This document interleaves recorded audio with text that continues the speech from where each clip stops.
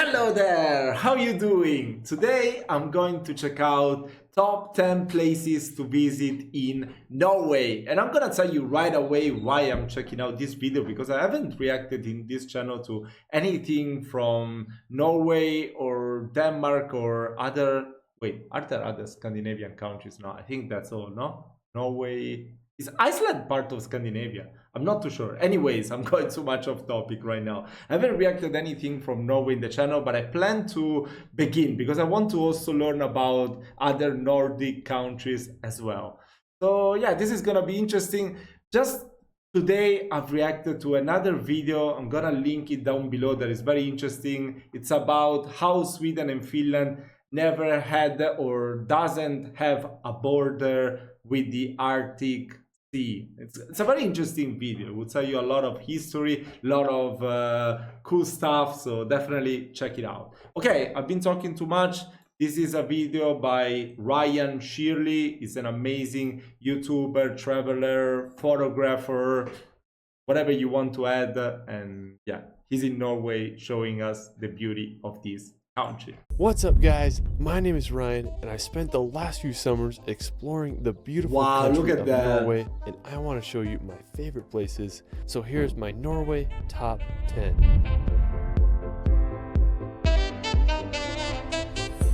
Norway has to be one of my all-time favorite countries.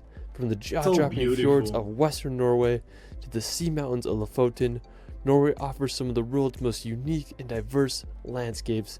I just can't get enough of this country. Wow. All right, let's start this video off. Look at that, bro! You climb on top of this. I don't even know. Is this like a rock formation or no? I don't think it's a mountain. It's probably like a rock formation. And you can see the Nordic lights. Oh my god, the northern lights. Aurora Borealis. Let's go with that. Senja. Now Senja is located in northern Norway above the Arctic Circle, and it's Norway's second largest island. Senja may be one of the best places in the world to witness the Aurora Borealis. To get there, I flew to Tromsø and rented a car and made the 3-hour drive. The reason I wanted to go to Senja was because I wanted to hike to Segla. Anyways, I drove to this town called Fjordard and I got to the base of the hike. It was a surprisingly difficult hike, but eventually I made it to the top and I was just baffled by the view. The rock formation rose hundreds of meters out of the ocean. It was just like nothing I've ever seen before. Now, I was just having an amazing time, and I decided I wanted to spend the night on top of the mountain so I could see the northern lights. All I had was a blanket, and I used my camera bag as a pillar, so I found this little mossy cliff ledge, and I set up camp there and waited for the northern. Bro, I would never do that. That looks so dangerous. Oh my god. You fall there, you're gone. Lights to show up. Around 11 p.m. I woke up to the Aurora Borealis above my head. I couldn't believe what I was seeing. They moved surprisingly fast, like snakes in the Arctic sky. And seeing those lights made me feel like a kid again, and it will forever be one of the most special nights of my life. Some nights you don't need to fall asleep to start dreaming. There are also other amazing places on the island of Senja. There's this place called Tunga. It offers an incredible view of the sea mountains across the fjord. Alright, so after Senja, we're gonna head down south to the iconic...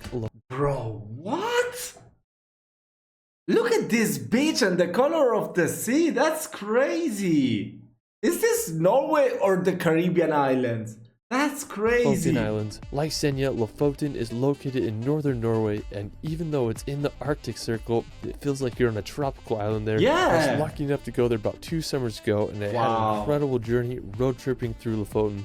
Our first pit stop was at this fishing village called Geirangerfjord to see the world's most scenic football field. When we got there, we sadly didn't have a soccer ball, but we had a good time playing on the... Wow, look at that. Oh my god. Look at that. So you can just access it like that, or you have to pay a fee. I want to go there. The field and enjoying the incredible views of Geirangerfjord. We kept on driving and made it to the iconic town of Rain. Now when you think of Norway, this is it. It has those red houses surrounded by massive sea mountains. In my opinion, I'd have to say that Rain is the most beautiful town in Lofoten. When I was planning my road trip to Norway, I remember seeing pictures of this place and I just couldn't believe it existed. Now, if you want to do an amazing hike, I'd recommend hiking to Kvalvika Beach. Now it's about a 4-kilometer trek, and I promise it's worth it. When you get to the beach, you're going to be amazed by the landscape. It has mountains that reminded me of Switzerland, ocean that looks like the Caribbean, and it's as green as a tropical island. I just can't believe places like this exist, especially in the Arctic Circle. When we were there, we really wanted to get a good vantage point for... Wait, is it the Arctic Sea or the Arctic Ocean? Confused right now. Sunset, so we hiked up to this vantage point, and I just got one of my all-time favorite shots. I mean, I just couldn't believe those colors, from the orange mountain to the green slope to the crystal blue sea. I can't think of a better place to watch the midnight sun. After Lofoten, we're gonna head to Saltstraumen to witness one of the world's largest whirlpools. So over 110 billion gallons. This is so cool, and this is in this place you will witness lots of water turtle doing the whirlpool as well. The water passed through this 3 kilometers straight every 6 hours, making God, for one of the strongest currents in the world. Now water speeds can reach over 37 kilometers. One of the coolest features of Saltstraumen is the whirlpools that the changing tides make. Now, while they aren't the whirlpools you'd imagine in movies like Pirates of the Caribbean, these whirlpools can get over 33 feet in diameter with a depth of over 16 feet. You can take a boat ride through the current, or you can witness the whirlpools from the bridge above. As for me, I'm going to stay as far away from that water as possible. After the whirlpools, we're going to take a drive to one of Norway's most famous routes, the Atlantic Ocean Road. This 8.3 kilometer road runs Bro, what? Oh my god. Okay. This is the most beautiful street I've ever seen. Look at this bridge. Look at the view. I think when you get on top, it's gonna be unbelievable. Across an archipelago of islands as it connects the islands of Averroy to the Romsdal Peninsula. The Atlantic Ocean Road was completed in 1989 and cost 122 million Norwegian krone to make. It's made up of 8 bridges and 4 resting places. The route is an impressive feat of engineering, and it won the Norwegian Construction of the Century Award. So if you decide to go on a Norway road trip, you have to take a drive on the Atlantic Ocean Road. While we're still on the topic of roads, if you drive just 2 hours south, you'll reach another one of Norway's most famous routes, Trollstigen. Now Trollstigen, or the Troll's Path. Bro, what the hell? This is insane. What the hell? Bro, when you reach the end, are you gonna meet King Kai? Just asking. What the hell? Is a serpentine road that makes over 11 hairpin turns as it descends on a 10% decline to the valley below. Trollstigen has 2 powerful waterfalls that pass through the road. The Stigfossen waterfall has a total height of 240 meters. I mean, that's just freaking huge. Another really cool place in the area is Trolltunga, or the Troll's Wall.